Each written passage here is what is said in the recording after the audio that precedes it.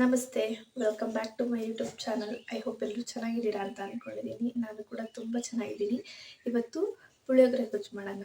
But ಯಾವುದೇ ಪುಳಿಯೋಗರೆ ಪುಡಿ ಇಲ್ದಲೆ ಅಂಗಡಿ ಪುಳಿಯೋಗರೆ ಪುಡಿ, ಬಟ್ ಮನೇಲೂ ಸಹ ನಾನು ಪುಳಿಯೋಗರೆ ಪುಡಿ ಮಾಡ್ಕೊಂಡಿಲ್ಲ, ಪುಳಿಯೋಗರೆ ಅಂತಾನೇ. ಸೊ ಈ ಥರ ಟ್ರೈ ಮಾಡಿದ್ರೆ ನೀವು ಇನ್ಯಾವತ್ತೂ ಸಪ್ರೇಟಾಗಿ ಪುಳಿಯೋಗರೆ ಪುಡಿ ಮಾಡ್ಕೋಬೇಕು ಅಂತ ನಿಮ್ಗೆ ಅನಿಸೋದೇ ಇಲ್ಲ. ಅಷ್ಟು ಸೂಪರಾಗಿರುತ್ತೆ. ನೋಡೋಣ ಬನ್ನಿ ಹೇಗೆ ಮಾಡೋದು ಅಂತ. ನಾನು ಇದಕ್ಕೆ ಫಸ್ಟೇ ಒಂದು 10 ನಿಮಿಷಕ್ಕೆ ಮುಂಚೆನೇ ಹುಣಸೆಹಣ್ಣು ಎಷ್ಟು ಬೇಕೋ ಅಷ್ಟು, ಅಂದರೆ ಒಂದು ನಿಂಬೆಹಣ್ಣು ಗಾತ್ರದಷ್ಟು ತೊಳೆದ್ಬಿಟ್ಟು ನೆನೆ ಹಾಕಿಟ್ಟಿದ್ದೀನಿ. ಮತ್ತು ಬೆಳ್ಳುಳ್ಳಿ, ಒಣಮೆಣ್ಸಿನ್ಕಾಯಿ, ಕರಿಬೇವಿನ ಸೊಪ್ಪು ಇಷ್ಟು ರೆಡಿ ಮಾಡ್ಕೊಂಡ್ಮೇಲೆ ಗ್ಯಾಸ್ ಹಚ್ಚಿ ಬಾಣಲಿ ಇಡಬೇಕು ಬಿಸಿಗೆ. ಬಾಣಲಿ ಬಿಸಿಗಿಟ್ಟಾದಮೇಲೆ ಎಣ್ಣೆ ಇದಕ್ಕೆ ಸ್ವಲ್ಪ ಜಾಸ್ತಿ ಹಾಕಿದ್ರೆ ಪರವಾಗಿಲ್ಲ, ಬಟ್ ಮಕ್ಕಳು ಊಟ ಮಾಡೋದಾದರೆ ಸ್ವಲ್ಪ ಕಡಿಮೆನೇ ಯೂಸ್ ಮಾಡ್ಬೋದು ಎಣ್ಣೆನ.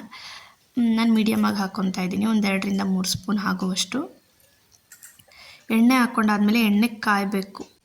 ಅದಕ್ಕೆ ಸಾಸಿವೆ 1 ಸ್ಪೂನು,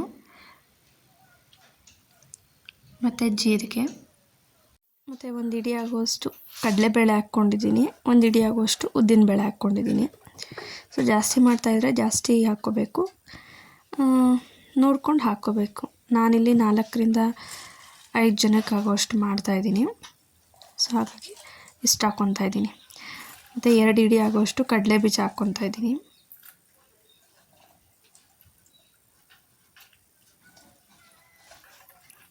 ಇದೆಲ್ಲ ಹಾಕ್ಬಿಟ್ಟು ಕೈ ಆಡಬೇಕು. ಕಡಲೆ ಬೀಜ ಚೆನ್ನಾಗಿ ಗರ್ಗರಿ ಅನ್ನಂಗೆ ಆಗಬೇಕು, ಅಂದರೆ ಸ್ವಲ್ಪ ಸಿಡಿಬೇಕು ಕಡಲೆ ಬೀಜ ಸಹ.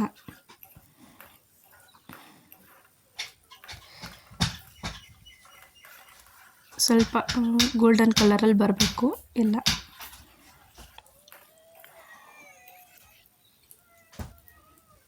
ಆಗಿದೆ ಈಗ. ಇದು ಇಷ್ಟು ಕನ್ಸಿಸ್ಟೆನ್ಸಿಲಿ ಆದಮೇಲೆ, ಅಂದರೆ ಗೋಲ್ಡನ್ ಕಲರ್ ಬಂದಮೇಲೆ ಇದಕ್ಕೆ ನಾವು ರೆಡಿ ಮಾಡಿಟ್ಕೊಂಡಿರ್ತೀವಲ್ಲ, ಬೆಳ್ಳುಳ್ಳಿ, ಕರಿಬೇವಿನ ಸೊಪ್ಪು, ಒಣಮೆಣ್ಸಿನ್ಕಾಯಿ ಇಷ್ಟನ್ನು ಹಾಕಿ ಇನ್ನೊಂದು ಸಲ ಕೈ ಆಡಬೇಕು. ಅಂದರೆ ಸೀಸ್ಬಾರ್ದು, ಅದನ್ನು ಕೈ ಆಡಬೇಕು. ಯಾಕಂದರೆ ಬೆಳ್ಳುಳ್ಳಿ ಸ್ವಲ್ಪ ಹಸಿ ಹಸಿ ಈ ಥರ ಇರುತ್ತಲ್ಲ, ಸೊ ಅದು ಹಸಿ ಅನ್ನೋದೆಲ್ಲ ಹೋಗಬೇಕು, ಅದಕ್ಕೋಸ್ಕರ ಕೈ ಆಡಬೇಕು ಅಷ್ಟೇ. ಮತ್ತು ಮೆಣಸಿನ್ಕಾಯಿ ಅಷ್ಟೇ ಸ್ವಲ್ಪ ಗರ್ಗರಿ ಆದಂಗೆ ಆಗುತ್ತೆ. ಈಗ ಆಗಿದೆ ಅದು ಸಹ. ಇಷ್ಟು ಆದಮೇಲೆ ಇದನ್ನು ಗ್ಯಾಸ್ ಆಫ್ ಮಾಡಿಕೊಂಡು ಇನ್ನೊಂದು 5 ನಿಮಿಷ ಹಂಗೆ ಕೈ ಆಡಿಬಿಟ್ಟು, ಆಫ್ ಮಾಡಿದ್ಮೇಲೆ ಕೈ ಆಡಿಬಿಟ್ಟು ಒಂದು ಬಟ್ಲಲ್ಲಿ ತೆಗೆದಿಟ್ಕೋಬೇಕು. ಯಾಕೆ ಈ ಥರ ತೆಗೆದಿಟ್ಕೋಬೇಕು ಅಂದರೆ, ನೆಕ್ಸ್ಟ್ ನಾವು ಈ ಹುಣಸೆ ಹುಳಿ ಇದನ್ನೆಲ್ಲ ಹಾಕ್ತೀವಲ್ಲ, ಸೊ ಅದಕ್ಕೆ ಕಡಲೆಬೇಳೆ ಎಲ್ಲ ಸ್ವಲ್ಪ ಕಿಚ ಅನ್ನಂಗೆ ಮೆತ್ತಗೆ ಆಗಿಬಿಡುತ್ತೆ. ಸೊ ಅದಕ್ಕೋಸ್ಕರ ಈ ಥರ ತೆಗೆದಿಟ್ಕೊಂಡು ಲಾಸ್ಟಲ್ಲಿ ಮಿಕ್ಸ್ ಮಾಡಿದ್ರೆ ಚೆನ್ನಾಗಿರುತ್ತೆ. ಕಲಿಸ್ಕೋಬೇಕಾದ್ರೆ ಅಂದರೆ ತಿನ್ನೋದಕ್ಕೆ ಚೆನ್ನಾಗಿರುತ್ತೆ ಗರಿಗರಿಯಾಗಿ. ಸೊ ಹಾಗಾಗಿ ತೆಗೆದಿಟ್ಕೋಬೇಕು ಅಷ್ಟೇ. ಸೊ ಇದಾದಮೇಲೆ ಗ್ಯಾಸ್ ಆಫಲ್ಲೇ ಇರಬೇಕು. ಬಾಣಲಿಗೆ ನಾವು ನೆನೆಸಿಟ್ಕೊಂಡಿರ್ತೀವಲ್ಲ ಹುಣಸೆಹಣ್ಣು, ಅದು ಜಸ್ಟ್ ಒಂದು ಸಲ ಕಿವುಚ್ಬಿಟ್ಟು ಹುಳಿ ಬಿಟ್ಕೋಬೇಕು. ನೋಡಿಕೊಂಡು ಹುಳಿ ಬಿಟ್ಕೋಬೇಕು. ನಾನು ಫುಲ್ ಕಿವುಚಿರೋದನ್ನು ಒಂದೇ ಸಲ ತೊಳೆದ್ಬಿಟ್ಟು, ಅಂದರೆ ಕಿವುಚ್ಬಿಟ್ಟು ಬಿಟ್ಕೊಂಡಿದ್ದೀನಿ. ಹುಳಿ ಬಿಟ್ಕೊಂಡಾದಮೇಲೆ ಗ್ಯಾಸ್ ಆನ್ ಮಾಡಿ ಸಣ್ಣ ಉರಿಲಿ ಇಟ್ಕೊಂಡಿರಬೇಕು. ಹುಣಸೆ ಹುಳಿ ಬಿಟ್ಕೊಂಡಾದಮೇಲೆ ಅದಕ್ಕೆ ಎಷ್ಟು ಬೇಕಷ್ಟು ಉಪ್ಪು ಹಾಕ್ಕೋಬೇಕು. ನಾನು 2 ಸ್ಪೂನ್ ಹಾಕ್ಕೊತಾ ಇದ್ದೀನಿ. ಬೇಕಾದರೆ ಕಲಿಸ್ಬೇಕಾದ್ರೆ ಮೇಲೆ ಉದುರಿಸ್ಕೋಬೋದು, ಅದಕ್ಕೋಸ್ಕರ. ಮತ್ತು 2 ಸ್ಪೂನಾಗುವಷ್ಟು ಬೆಲ್ಲ ಹಾಕ್ಕೊತಾ ಇದ್ದೀನಿ. ಬೆಲ್ಲ ಇಲ್ದಿರೋದು ಸಕ್ಕರೆ ಸಹ ಯೂಸ್ ಮಾಡ್ಬೋದು, ಬಟ್ ಬೆಲ್ಲ ಹಾಕಿದ್ರೆ ಟೇಸ್ಟು ತುಂಬ ಸಖತ್ತಾಗಿರುತ್ತೆ. ಸೊ ಅದಕ್ಕೋಸ್ಕರ ಬೆಲ್ಲ ಯೂಸ್ ಮಾಡ್ತೀನಿ ನಾನು. ಸಿಹಿ ಜಾಸ್ತಿ ಇಷ್ಟಪಡೋರು 3ರಿಂದ 4 ಸ್ಪೂನ್ ಸಹ ಹಾಕ್ಕೋಬೋದು. ಬೆಲ್ಲ ಹಾಕಿದಷ್ಟು ಟೇಸ್ಟ್ ಸಕ್ಕತ್ತಾಗಿರುತ್ತೆ ಪುಳಿಯೋಗರೆದು. ಅದಕ್ಕೋಸ್ಕರ ಬೆಲ್ಲ ಹಾಕ್ಕೋಬೇಕು, ಬೆಲ್ಲ ಚೆನ್ನಾಗಿರುತ್ತೆ. ಬೆಲ್ಲ ಹಾಕ್ಕೊಂಡಿರೋದು ಈ ಥರ ಚೆನ್ನಾಗಿ ಕುದ್ದಾದಮೇಲೆ ಇದಕ್ಕೆ ಒಂದೊಂದೇ ಇಂಗ್ರೀಡಿಯೆಂಟ್ಸ್ನ ಹಾಕಬೇಕು, ಅಂದರೆ ಮನೇಲಿರೋ ಪುಡಿಗಳನ್ನ. ಇದಕ್ಕೆ ಹೊರಗಡೆ ಪುಡಿ ಆಗಲಿ, ಅದಕ್ಕೆ ಅಂತ ಮಾಡಿರೋವಂಥ ಪುಡಿ ಆಗಲಿ ಬಳಸದೇ ಇರೋದ್ರಿಂದ ಈ ಪುಡಿಗಳನ್ನೆಲ್ಲ ಹಾಕಿದ್ರೆ ಸೇಮ್ ಪುಳಿಯೋಗರೆ ಟೇಸ್ಟೇ ಬರುತ್ತೆ. ಫಸ್ಟು 1 ಚಿಟಿಕೆ ಆಗುವಷ್ಟು ಹಿಂಗೆ ಹಾಕ್ಕೊಂಡಿದ್ದೀನಿ. ಅದಾದಮೇಲೆ ಗರಂ ಮಸಾಲ ಹಾಕ್ಕೋಬೇಕು. ಯಾವುದಿರುತ್ತೋ ಆ ಗರಂ ಮಸಾಲ ಹಾಕ್ಕೋಬೋದು. ಅದಾದಮೇಲೆ 1 ಸ್ಪೂನು ಅಚ್ಚ ಖಾರದ ಪುಡಿ, ಅಂದರೆ ನಾವು ಮನೇಲಿ ಮಾಡಿರೋವಂಥ ಪುಡಿ ಇದು. ಬೇಡಿಗೆ ಮೆಣಸಿನ್ಕಾಯಿ, ಗುಂಟೂರು ಮೆಣಸಿನ್ಕಾಯಿ ಮತ್ತು ಖಾರದ ಮೆಣಸಿನ್ಕಾಯಿ 3 ಹಾಕಿ ಮಾಡಿರೋವಂಥದ್ದು ಅಚ್ಚ ಖಾರದ ಪುಡಿ. ಅದಾದಮೇಲೆ 1 ಸ್ಪೂನ್ ಹಾಕ್ಕೊಂಡಿದ್ದೀನಿ. ಅದಾದಮೇಲೆ ಒಂದು ಸ್ಪೂನ್ ಮೇಲೆ ಒಂದು ಸ್ವಲ್ಪ ಧನಿಯಾದ ಪುಡಿ ಹಾಕ್ಕೊಂಡಿದ್ದೀನಿ. ಅದು ಸಹ ಮನೇಲೇ ಮಾಡಿರೋವಂಥ ಪುಡಿ. ಈ ಖಾರದ ಪುಡಿ ಮತ್ತು ಧನಿಯದ ಪುಡಿನ ಹೇಗೆ ಮಾಡೋದು ಅಂತ ನನ್ನ ಚಾನಲಲ್ಲಿ ವಿಡಿಯೋ ಮಾಡಿ ಹಾಕಿದ್ದೀನಿ. ಯಾರು ನೋಡಿಲ್ಲ ಅದನ್ನು ಒಂದು ಸಲ ಹೋಗಿ ನೋಡಿ. ಹಸಿಟ್ಟನ್ನ ಅಂದರೆ ಅದು ಪುಡಿನ ಕಲಿಸ್ಕೋಬೇಕು. ಫಸ್ಟೇ ನೀರು ಹಾಕೋಕ್ಕೆ ಹೋಗಬಾರ್ದು. ಈ ಥರ ಫುಲ್ಲೆಲ್ಲ ಗಂಟು ಹೊಡ್ಕೊಂಡ್ಮೇಲೆ ಅದು ಸಣ್ಣದೊಂದು ಕುದಿ ಬರ್ತಾ ಇದೆ ಅನ್ಬೇಕಾದ್ರೆ ನೋಡಿಕೊಂಡು ಎಷ್ಟು ಬೇಕೋ ಅಷ್ಟು ನೀರು ಹಾಕ್ಕೋಬೇಕು. ಜಾಸ್ತಿನೂ ನೀರು ಹಾಕ್ಕೋಬಾರ್ದು. ಒಂದು ಚಿಕ್ಕ ಲೋಟದಲ್ಲಿ ಸ್ವಲ್ಪನೇ ಹಾಕ್ಕೋಬೇಕು ಅಷ್ಟೇ, ನೋಡಿಕೊಂಡು. ಯಾಕಂದರೆ ಮತ್ತೆ ಕುದೀತಾ ಇನ್ನೂ ಗಟ್ಟಿಗಾಗೋಗುತ್ತಲ್ಲ. ಸೊ ಅದಕ್ಕೋಸ್ಕರ ನೋಡಿಕೊಂಡು ನೀರು ಹಾಕ್ಕೋಬೇಕು.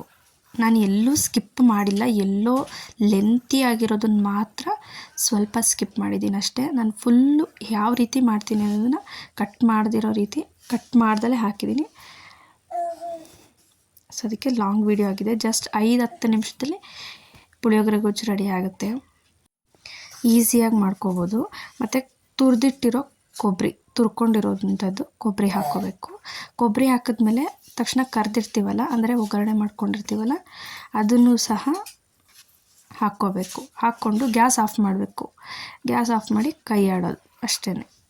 ಚೆನ್ನಾಗಿರುತ್ತೆ. ಇಷ್ಟೇ ಪುಳಿಯೋಗರೆ ಗೊಜ್ಜು. ಜಸ್ಟ್ ಒಂದು 5-10 ನಿಮಿಷದಲ್ಲಿ ಮುಗ್ದೋಗುತ್ತೆ. ಬೇಗ ಮಾಡಬೇಕು ಅನ್ನೋರು ಈ ಥರ ಮಾಡ್ಕೋಬೋದು ಪುಳಿಯೋಗರೆನ. ಈ ಥರ ಮಾಡಿಕೊಂಡ್ರೆ ನೆಕ್ಸ್ಟ್ ನಾವು ಪುಳಿಯೋಗರೆ ಪುಡಿ ಮಾಡ್ಕೋಬೇಕು ಅನ್ನೋದೇ ಇರಲ್ಲ. ಈ ಥರ ಮನೇಲಿರೋ ಪುಡಿಲೇ ಬೇಗ 5 ನಿಮಿಷದಲ್ಲಿ ಪುಳಿಯೋಗರೆ ಗೊಜ್ಜು ಮಾಡ್ಕೊಂಬಿಡ್ಬೋದು. ಮತ್ತು ಇದನ್ನು ಸ್ವಲ್ಪ ತೆಗೆದಿಟ್ಕೋಬೇಕು. ಎಷ್ಟು ಕಲಿಸ್ಕೋಬೇಕೋ ಅಷ್ಟು ಮಾತ್ರ ಬಾಣಲಿಲಿ ಬಿಟ್ಟು ಮಿಕ್ಕಿರೋದನ್ನು ಅದೇ ಕರೆದಿಟ್ಟಿಟ್ಕೊಂಡಿರ್ತೀವಲ್ಲ ಅದೇ ಬಟ್ಲಿಗೆ ಹಾಕ್ಕೋಬೇಕು. ಅದಕ್ಕೆ ಬಾಣಲಿಲಿರುತ್ತಲ್ಲ ಅದೇ ಗೊಜ್ಜಿಗೆ ನೋಡಿಕೊಂಡು ಅನ್ನ ಎಷ್ಟು ಬೇಕೋ ಅಷ್ಟು ಹಾಕ್ಕೊಂಡು, ಅನ್ನ ಸ್ವಲ್ಪ ಆರಬೇಕು. ಬಿಸಿ ಇದೆ. ಬಿಸಿ ಇದ್ದಾಗ ಸ್ವಲ್ಪ ಆರಿಸ್ಕೊಂಡು, ಅದಿಲ್ಲಾಂದರೆ ಮುದ್ದೆ ಆಗಿಬಿಡುತ್ತೆ. ಅದಕ್ಕೆ 1 ನಿಮಿಷ ಆರಕ್ಕೆ ಬಿಡಬೇಕು. ಸ್ವಲ್ಪ ಉಪ್ಪು ಹಾಕ್ಕೊಂಡಿದ್ದೀನಿ ಮೇಲ್ಗಡೆ ನಾನು. ಆರ್ಕೊಂಡಾದಮೇಲೆ ಕ್ಲೀನಾಗಿ ಕಲಿಸ್ಕೊಳ್ಬೇಕು. ಇಷ್ಟೇ ಪುಳಿಯೋಗರೆ ರೆಡಿ. ದೇವಸ್ಥಾನದಲ್ಲೆಲ್ಲ ಕೊಡ್ತಾರಲ್ಲ ಆ ಥರ ಟೇಸ್ಟಲ್ಲೂ ಇರುತ್ತೆ. ಇವಾಗ ನಾವು ಡಿಫ್ರೆಂಟಾಗಿ ಎಲ್ಲ ಕೇಳ್ತಾ ಇರ್ತೀವಲ್ಲ ಅದೇ ಥರನೇ ಬರುತ್ತೆ ಪುಳಿಯೋಗರೆ ಗೊಜ್ಜು.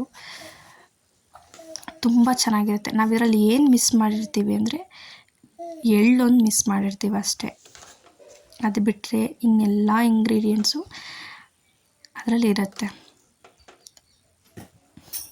ಈ ಥರ ಮಾಡ್ಕೊಂಡು ತಿಂದರೆ ತುಂಬ ಚೆನ್ನಾಗಿರುತ್ತೆ. ಟ್ರೈ ಮಾಡಿ ನೀವು ಸಹ. ಹೇಗೆ ಬಂತು ಅಂತ ಕಮೆಂಟ್ ಮಾಡಿ ತಿಳಿಸಿ.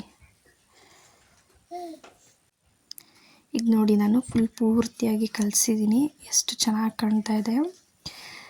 ಸೇಮ್ ಹೋಟ್ಲಲ್ಲೇ ಆಗಿರ್ಬೋದು, ಬೇರೆ ಪುಳಿಯೋಗರೆ ಪುಡಿ ಹಾಕಿ ಮಾಡಿದಾಗ ಅಥವಾ ಅಂಗಡಿ ಪುಡಿ ಹಾಕಿ ಮಾಡಿದಾಗ ಯಾವ ರೀತಿ ಬಂದಿರುತ್ತೋ ಅದೇ ಥರ ಬಂದಿರುತ್ತೆ. ಅದೇ ಟೇಸ್ಟ್ ಸಹ ಇರುತ್ತೆ. ಯಾವುದೇ ಡಿಫ್ರೆನ್ಸ್ ಇರಲ್ಲ. ಬೇಕಾದರೆ ಎಳ್ಳು ಹಾಕ್ಕೋಬೋದು. ನಾನು ಎಳ್ಳು ಹಾಕೋಲ್ಲ. ಈ ಥರ ಒಂದು ಚಿಕ್ಕ ಬಟ್ಲಿಗೆ ಅದನ್ನು ಹಾಕ್ಕೊಂಡು ಚೆನ್ನಾಗಿ ಒತ್ತಬೇಕು.